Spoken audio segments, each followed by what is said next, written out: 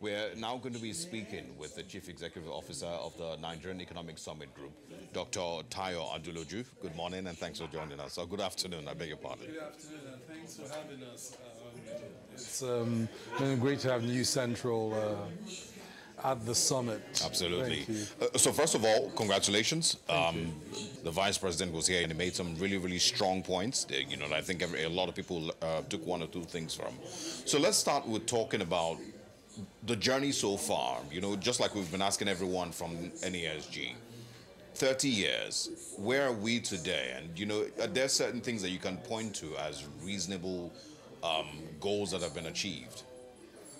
I think it's important, and I think the Senior Vice President of the World Bank, Dr. Gill, yesterday tried to paint the history of the Nigerian economy, because it's important to draw four important distinctions between where we were in 1993 and where we are in 2004.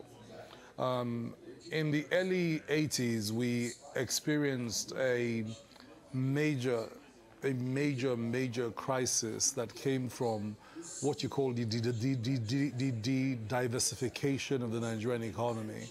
Nigeria went from being a diverse economy in terms of its exports to being a mono economy because of the fixation on crude oil. And I think at the plenary, the keynote basically points to how that was a big structural shift in the 70s that translated into a major structural crisis going into the 80s and the 90s.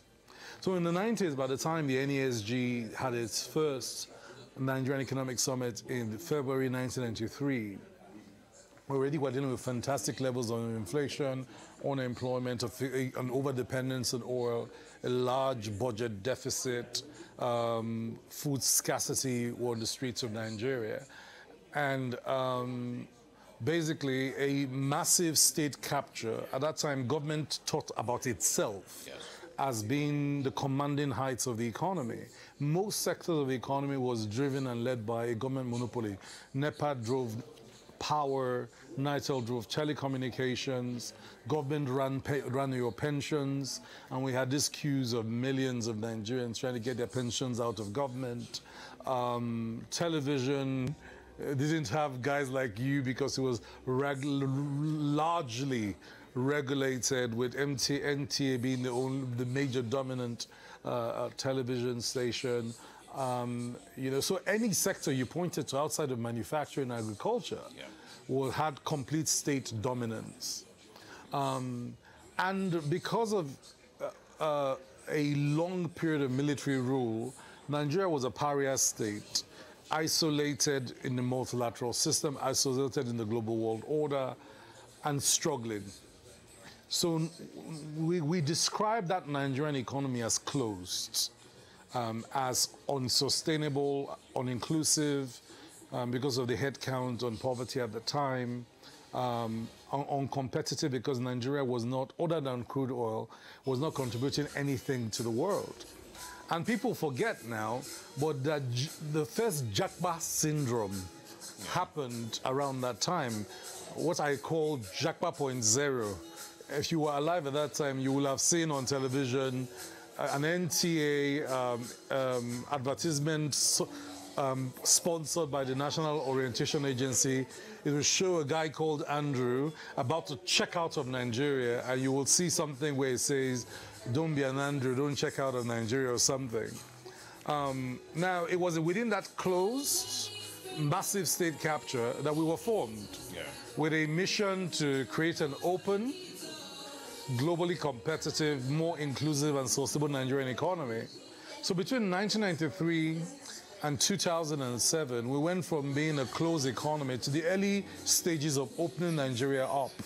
And what opened up in Nigeria first was we opened up through an aggressive set of advocacy on telecommunications, for example. So in 1996, we looked at the target for Nigeria. Nigeria had a target of like 1% teledensity by 2010. In other words, 1% of us will have access to telephonic services in 2010. And the NESG had done this study to say, no, based on the size of our population, where technology is going, at least 50% of the population had to be there. And nobody could believe it would be possible. But between 1996 and 1999, when we shifted from military rule to democracy, we kept pushing what we called the opening up reforms. So in 1993 to 1999, with the opening up reforms, NESG basically drove the private sector to nudge government on three big things. One was an economic reform action plan that radically shifted the economy based on 5 principles: massive infrastructurization, massive privatization of anything government could not run properly, hand it over to those that can run them properly, massive liberalization of sectors that were under state capture, for example, telecommunications, and then, of course, massive commercialization. If a government asset was performing at low levels of productivity, the conversation was, how do you move those assets to perform at higher levels of productivity, for example, seaports? And then democratization. How do you ensure we move Nigeria back from what was military-led autarky to a democratic structure where everybody had a voice? So that was the first thing that we agreed with government, that the summits will use evidence every year to check how we are doing on those drivers of opening Nigeria up. The second thing we achieved was we and government agreed about 6 principles that will form the reform of the Nigerian economy. And these 6 principles will form the basis on how government and the private sector would hold itself accountable.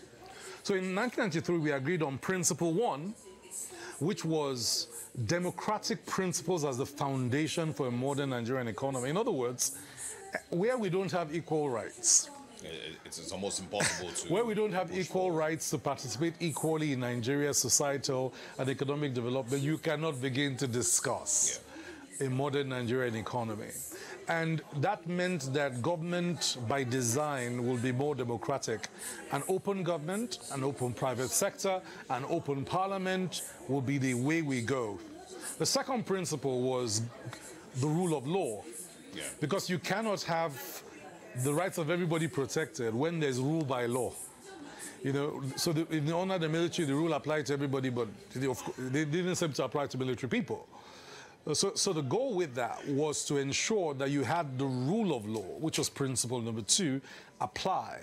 And with the rule of law reforms, began to nudge the military government to move towards an accountable process for transition back to civilian rule, which happened in 1999.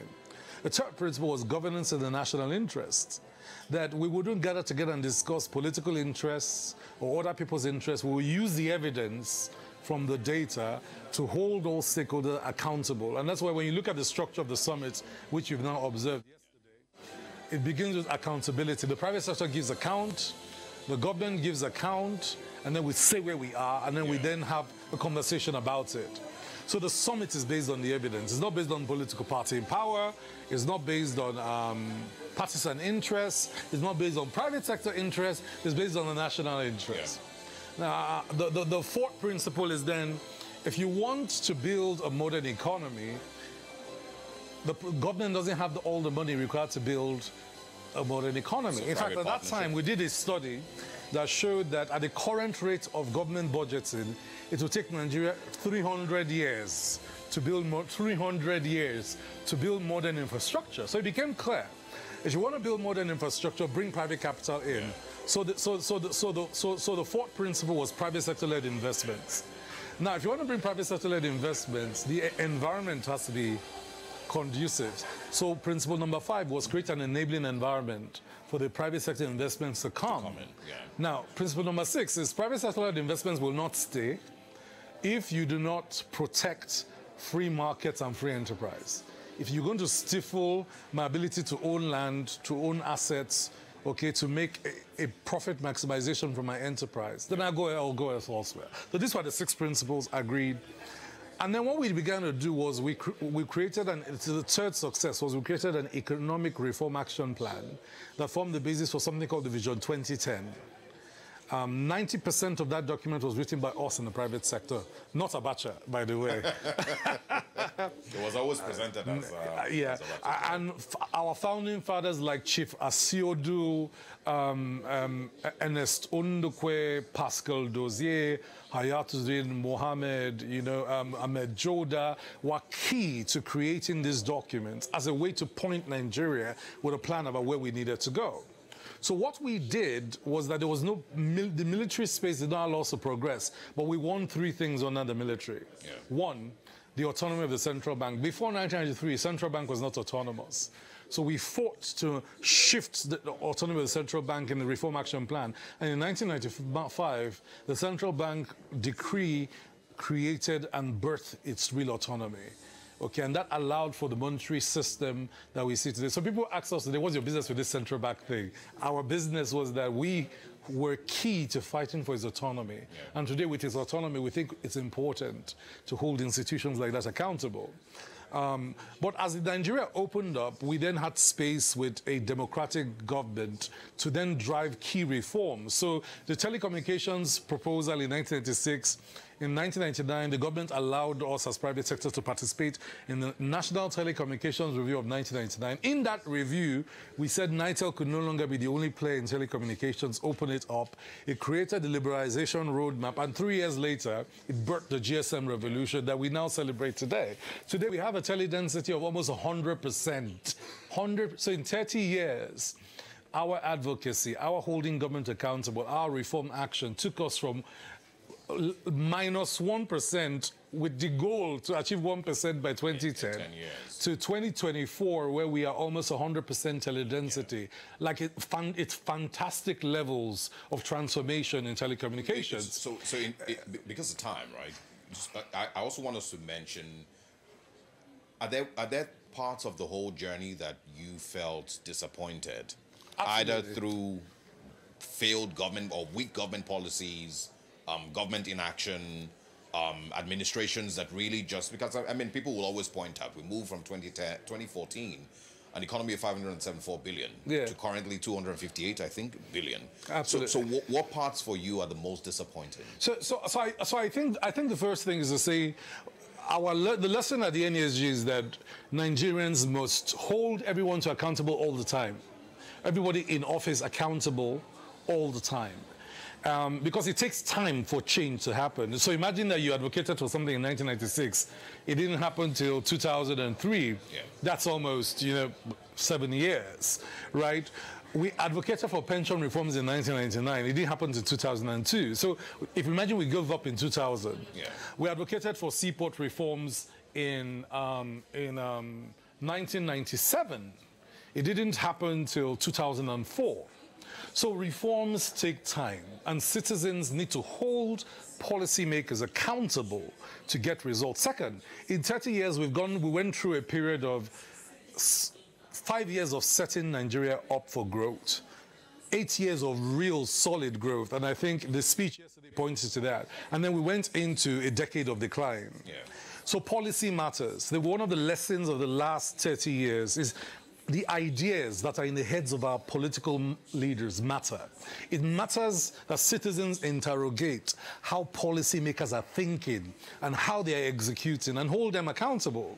And so if there's anything we've learned in 30 years, is that when the ideas achieve critical consensus, when the institutions are aligned, when political leaders, use their authority for political authorization for action, when they take feedback quickly from citizens and the private sector, things work. When we don't see ethos, reform ethos, in other words, the political actors and the policy actors lack credibility, capacity, capability to focus on us on what matters, when we don't see them getting ideas to big consensus, when we don't see them executing and getting feedback on a regular basis and adjusting, things do not work. Okay. To wrap this up, it's also important to thank the partnership that we've gotten from the Nigerian government, because if they weren't here and they don't show support, then we're just talking to ourselves. This is a co-creation, and that's the whole idea of collaboration. The big concept of collaboration for action at this summit. How do you create a nation? You co-create it. The nation of our dreams will be built by the collective capacity of government, private sector, civil society, development sector. And we must do it together or fail. Absolutely. And to succeed, to take Nigeria in the next 30 years, where we want it to go, okay, we all Nigerians, public sector, private sector, civil society, must exceed our own expectations. Absolutely. All right, the Chief Executive Officer of the Nigerian Economic Summit Group, thank you very much for stopping by and for speaking with us. And thank you for covering what is a landmark celebration for us. Our pleasure. Thanks for stopping by.